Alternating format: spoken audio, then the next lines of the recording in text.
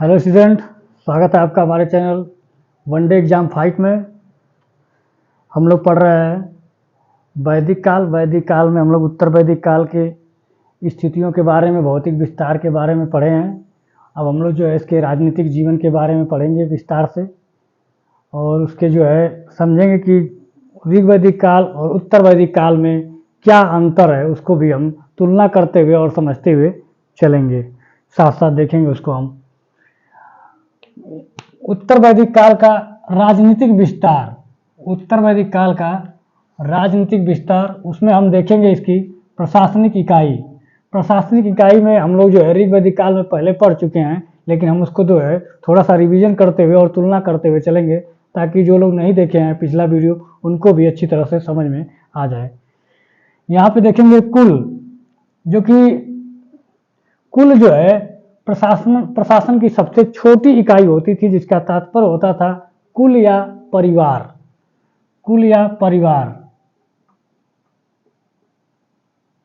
इसी को कुल कहते थे, इसी को परिवार कहते थे। और यह सबसे प्रशासन की जो है सबसे छोटी इकाई होती थी। परिवार, कई परिवार मिलकर जो है एक ग्राम बनता था, और कई ग्राम मिलकर एक विश्व बनता था, और कई विश्व मिलकर जो है जन बनते थे। ऋग्वैदिक काल में हमको केवल जो है यहीं तक बताया गया था आपको कि कुल, ग्राम, विश्व और जन, केवल यहीं तक बताया गया था। और कुल का मुखिया जो होता है कुलप कहलाता है, ग्राम का मुखिया ग्रामणी कहलाया है, विश्व का मुखिया विश्वपति कहलाता था, और जन का मुखिया जनपति। ऋग्वैदिक काल के समय जो है प्रशासन की जो इकाई थी वो, उसमें जो है केवल जन तक ही सम्मिलित था। लेकिन जैसे जैसे कई जन मिलकर आपस में जो है जनपद का निर्माण करते हैं, और कई जनपद मिलकर जो है एक राष्ट्र का निर्माण करते हैं, और जन का मुखिया जो जन का मुखिया जनपति होता था, उसी तरह जनपद का मुखिया राजा होता है, और राष्ट्र का मुखिया एक राष्ट्र कहलाता था। उत्तर वैदिक काल में केवल जो हमारा जन होता था उसका और विस्तार होता गया, और कई जन मिलकर एक जनपद का रूप धारण किए, और कई जनपद मिलकर जो है राष्ट्र कहलाता था। और वही जनपद का जो राजा मुखिया होता था वो राजा कहलाने लगा।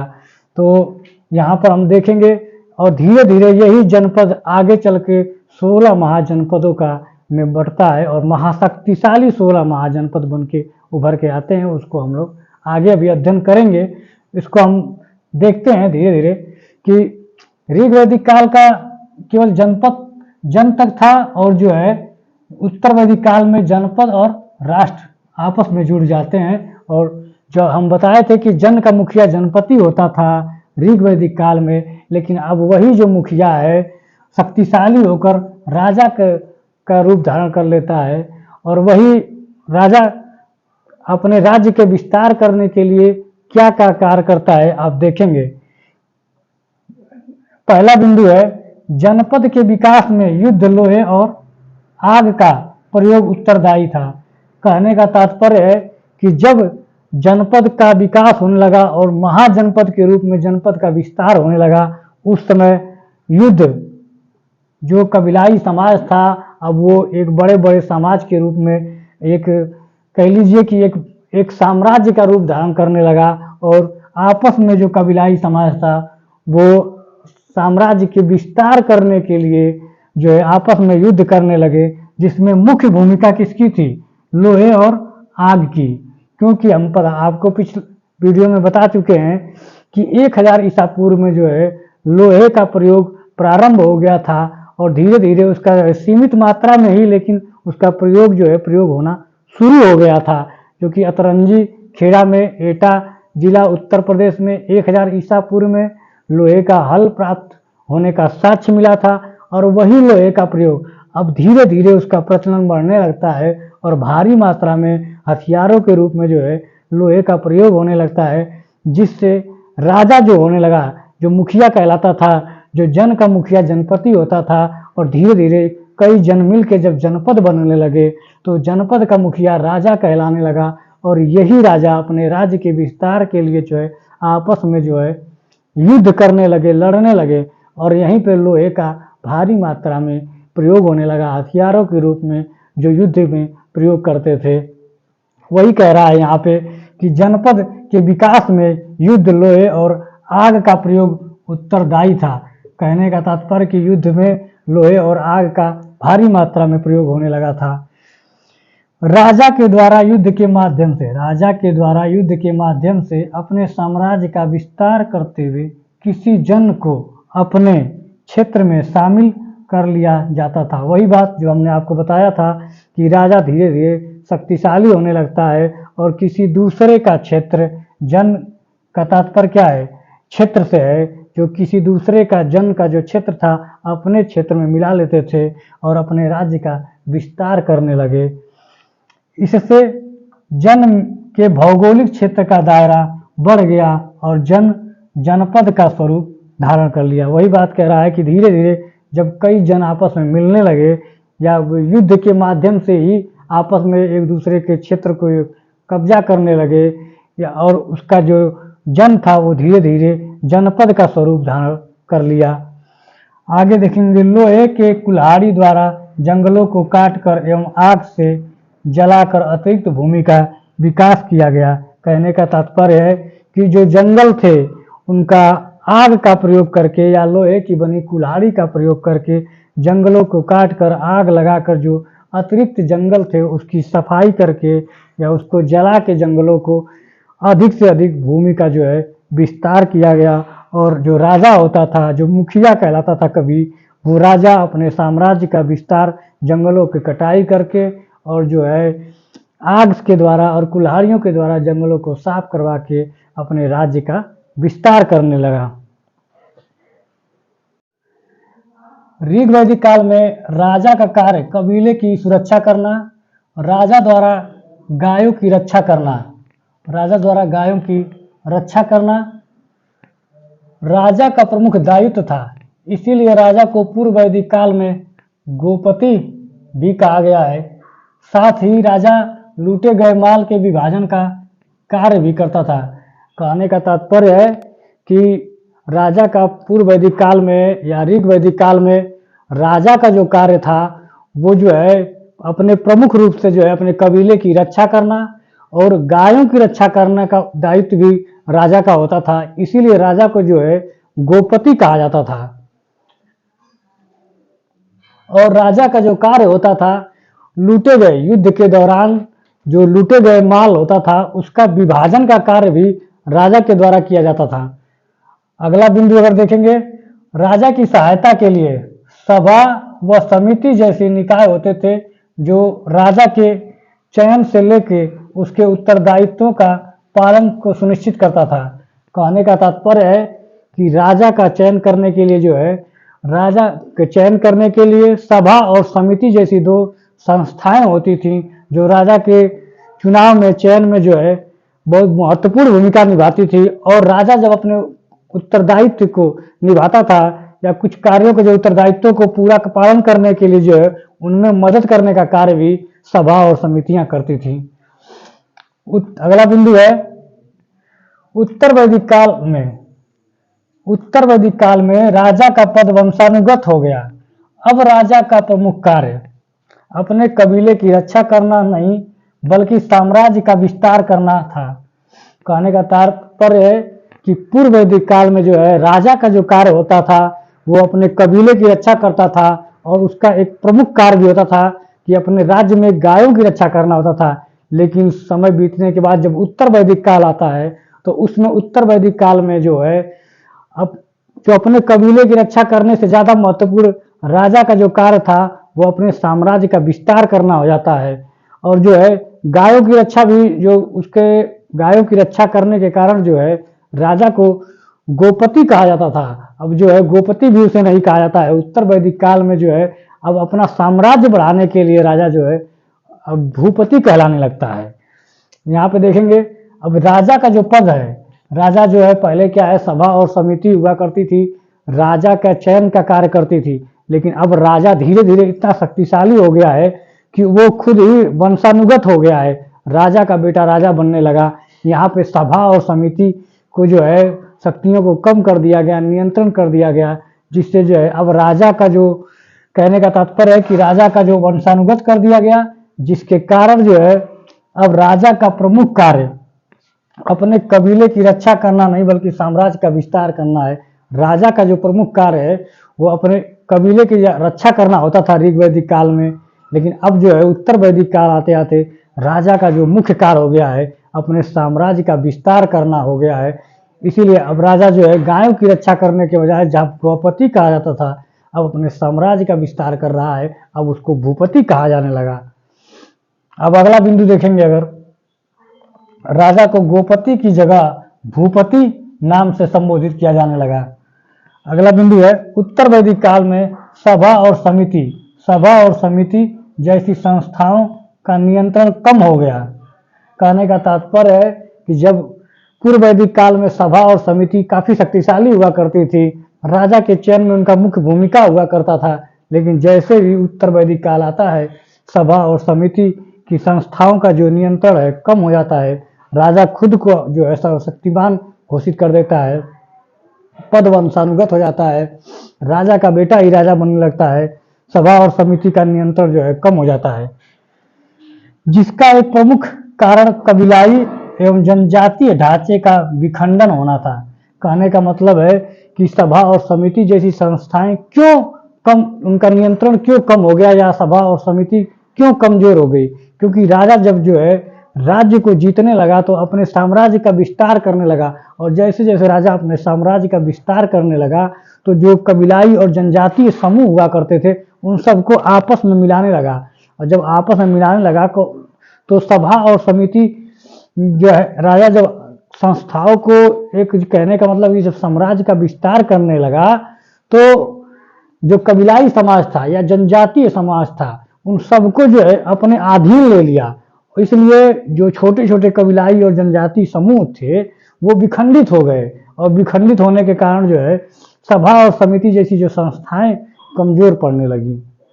आगे देखेंगे, इन सब के अलावा उत्तर वैदिक काल में क्षेत्रीय राजाओं का उदय हुआ। कहने का तात्पर्य है कि जब साम्राज्य विस्तार हो रहा था, साम्राज्य का जब विस्तार करने लगा, जो राजा था साम्राज्य का विस्तार करने लगा तो जो छोटे छोटे उसके अंतर्गत आने वाले छोटे छोटे जो मुखिया थे वो छोटे छोटे या राजा कह लीजिए, वो अपने आप को जो है एक राजा घोषित करने लगे छोटे छोटे, और जो एक मुख्य राजा हुआ होता था वो अपने आप को राजा महाराजा धीराज घोषित करने लगा, और वो उनके अधीन छोटे छोटे और बहुत सारे क्षेत्रीय राजा जो है पनपने लगे। आगे देखेंगे, ऐतरेय ब्राह्मण के अनुसार पूर्व का राजा स्वयं को सम्राट, पश्चिम का राजा स्वराट, उत्तर का राजा विराट और दक्षिण का राजा भोज नाम से संबोधित करने लगे। कहने का तात्पर्य है कि ऐतरेय ब्राह्मण में कहा गया है कि जो साम्राज्य का विस्तार होने लगा और बड़े बड़े जब साम्राज्य बनने लगे तो उसके अंतर्गत जो छोटे छोटे राज थे जो वो पूर्व का राजा सम्राट अपने आप को घोषित करने लगा, पश्चिम का राजा जो है स्वराट घोषित करने लगा, उत्तर का राजा जो है विराट घोषित करने लगा और दक्षिण का राजा जो था वो भोज घोषित करने लगा। मतलब बड़ी बड़ी उपाधियां धारण करने लगे। ये राजा जो है छोटे छोटे जो क्षेत्रीय राजा थे ये भी अपने आप को जो है बड़ी बड़ी उपाधियां धारण करने लगे।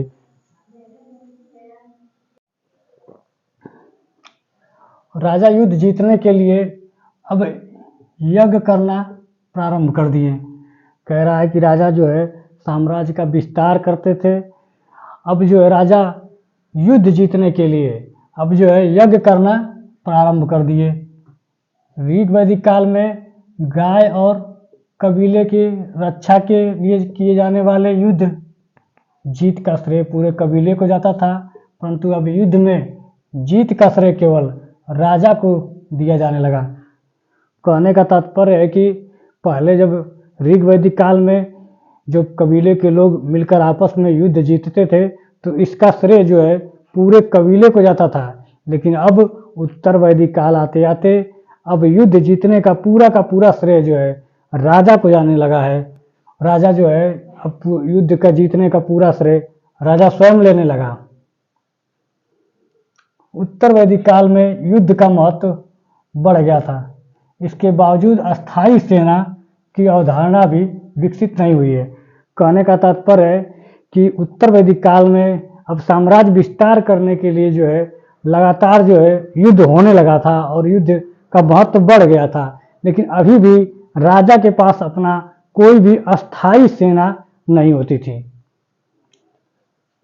पूर्व वैदिक काल में राजा की सहायता के लिए 5 प्रकार की संस्थाएं थी: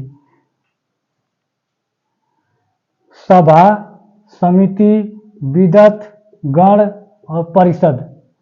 कहने का तात्पर्य है कि पूर्व वैदिक काल में राजा की सहायता करने के लिए जो है 5 प्रकार की संस्थाएं थी: सभा, समिति, विदत, गण और परिषद। ये 5 प्रकार की संस्थाएं थी जो राजा को जो है उसके उत्तरदायित्वों को और राजा के निर्वाचन में हर प्रकार से राजा की जो है मदद किया करती थी। सभा और समिति मिलकर राजा को निरंकुश होने से रोकती थी, राजा के अधिकारों को सीमित करती थी।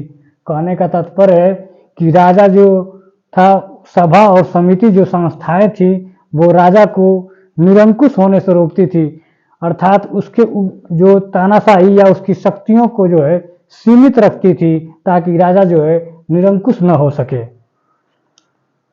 समिति के बारे में हम आपको बताएंगे थोड़ा सा कि समिति क्या थी। समिति आम जन के लोग शामिल होते थे। समिति ही राजा के कार्यों पर नियंत्रण रखती थी।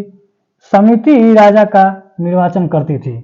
जो समिति संस्था थी वो एक आम लोगों की संस्था थी, उस राज्य के रहने वाले आम लोगों की संस्था थी और समिति ही राजा के जो है चुनाव करती थी, निर्वाचन करती थी कि कौन जो है राजा बनेगा, और समिति ही राजा के निर्वाचन के या राजा के निर्वाचन में भाग लेती थी या उसके जो है अधिकारों को जो है नियंत्रण करती थी।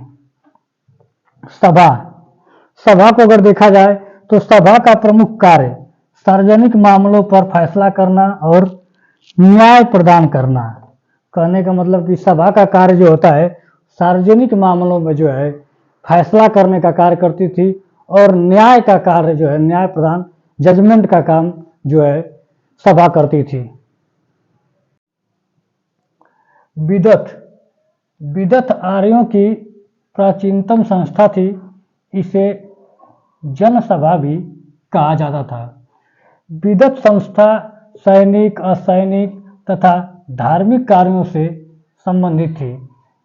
विदत ऐसी संस्था थी जो युद्ध में लूटी गई वस्तुओं तथा उपहारों और समय समय पर मिलने वाले भेंटों की सामग्रियों का वितरण करती थी।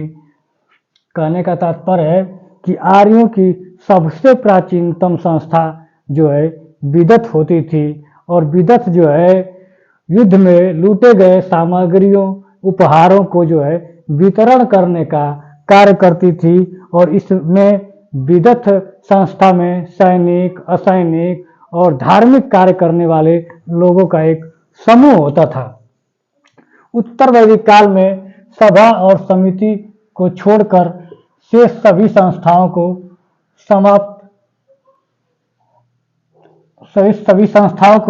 समाप्त हो गई और साथ ही साथ सभा और समिति का महत्व भी घट गया। कहने का तात्पर्य है कि जैसे भी ऋग वैदिक काल में सभा और समिति जो संस्थाएं हुआ करती थी, उत्तर वैदिक काल आते आते जो है सभा और समिति को छोड़कर बाकी सारी जो संस्थाएं विदत, गण, परिषद, इन सब को जो है समाप्त कर दिया गया और सभा और समिति का महत्व भी घट गया।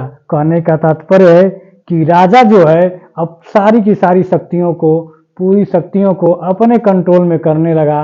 जो संस्थाएं राजा का निर्वाचन करती थी, जो राजा के अधिकारों को सीमित करती थी, जो या राजा पे नियंत्रण रखती थी, उन सभी संस्थाओं को धीरे धीरे जो है समाप्त कर दिया और राजा अपने आप को एक जो है सर्वशक्तिमान घोषित करने लगा और सभी संस्थाओं को वो सोचने लगा कि कोई भी उसके ऊपर जो है उसका नियंत्रण न कर सके और राजा अपने आप को जो है एक शक्तिशाली राजा के रूप में घोषित करने लगे। और धीरे धीरे क्या हुआ, आगे आप देखेंगे कि जो सभा और समितियां होती थी, राजा को कंट्रोल करती थी वो एकदम कमजोर हो गई, उनका महत्व घट गया और विदथ परिषद गण जैसी जो संस्थाएं थी उनको राजा ने समाप्त कर दिया। अब उसके स्थान पर राजा ने क्या किया, राजा की सहायता के लिए, यहाँ पे देखेंगे राजा की सहायता के लिए रत्नी नामक एक नई जो है अवधारणा का विकास हुआ, जिसमें 12 पदाधिकारियों का समूह था जो राजा के प्रशासनिक कार्यों को मदद करते थे। कहने का तात्पर्य है कि विदथ गण और परिषद जैसी संस्थाओं को एकदम से समाप्त कर देने के बाद राजा ने एक संस्था बनाई जो है रत्नी, और रत्नी में क्या होता था, 12 पदाधिकारी होते थे और राजा जो है जो आम जन सभा हुआ करती थी, जो समिति उन जो राजा के निर्वाचन का काम करती थी। तो अब सोचिए धीरे धीरे क्या हुआ कि अब एक तरह से कह ले कि राजा ने 12 पदाधिकारी रत्नी एक समूह नई संस्था बनाया और जिसमें 12 पदाधिकारियों की नियुक्ति किया। अब वो राजा के 12 पदाधिकारी कौन होंगे, जो राजा के सबसे खास होंगे, राजा के हर बात को मानने वाले, राजा के हाँ में हाँ मिलाने वाले, ऐसे लोगों को उन्होंने अपने रत्नी नामक जो समूह नया संस्था बनाया उन्होंने उसमें वो शामिल करने लगे, ताकि कोई भी ऐसा व्यक्ति न हो जो राजा के निर्णयों को हस्तक्षेप करे या राजा का विरोध करे। इसीलिए राजा ने एक रत्नी नामक नया संस्था बनाया जिसमें 12 पदाधिकारी थे। और कहते हैं कि राजा वही जो 12 पदाधिकारी थे राजा को प्रशासनिक कार्यों में मदद करते थे, और उसमें भी रत्नी जो संस्था थी उसमें एक प्रमुख पद होता था सेनानी, सेनापति का, वो सबसे प्रमुख पद माना जाता था जो कि सेनापति का होता था। आगे हम देखेंगे ऋग वैदिक काल में कर टैक्स की क्या व्यवस्था थी। तो ऋग वैदिक काल में टैक्स बलि नामक नाम से जाना जाता था और यह स्वेच्छा से दिया जाता था, किंतु उत्तर वैदिक काल में इसे अनिवार्य कर दिया गया। कहने का तात्पर्य है कि ऋग वैदिक काल में जो टैक्स होता था, राजा के द्वारा जो टैक्स लगाया जाता था, वो जो है बलि के नाम से जाना जाता था और ये स्वेच्छा के रूप से होता था कि जिसकी इच्छा हो वो राजा को टैक्स दे, जिसकी इच्छा न हो वो राजा को टैक्स न दे। लेकिन उत्तर वैदिक काल आते आते धीरे धीरे जो है इस टैक्स को जो है अनिवार्य कर दिया गया कि आपको टैक्स देना ही देना है। और देखेंगे यह कर पशुधन एवं अनाज के रूप में अदा किया जाता था। इसके अलावा अब कर के लिए बलि के स्थान पर भाग अथवा शुल्क जैसे शब्दों का प्रयोग होने लगा। कहने का तात्पर्य है कि ऋग वैदिक काल में जो टैक्स होता था उसको हम बलि के नाम से जानते थे, लेकिन ऋग वैदिक काल उत्तर वैदिक काल जब आया तो उस टैक्स को जो है अनिवार्य कर दिया गया कि सभी को टैक्स देना है। तो टैक्स जो होता था पशुधन के रूप में, अनाज के रूप में दिया जाता था और इसको जो है उत्तर वैदिक काल में हम बलि के स्थान पर भाग के नाम से अथवा शुल्क के नाम से जो है जाना जाने लगा। यहाँ पर एक हमने जो है बहुत इम्पॉर्टेंट है, इसको आपको याद रखना है। लिखा है कि अथर्ववेद में सभा और समिति को प्रजापति की पुत्रियां कहा गया है। कभी कभी एग्जाम में पूछ देता है कि कहाँ पर जो है सभा और समिति को जो है प्रजापति की 2 पुत्रियां कहा गया है।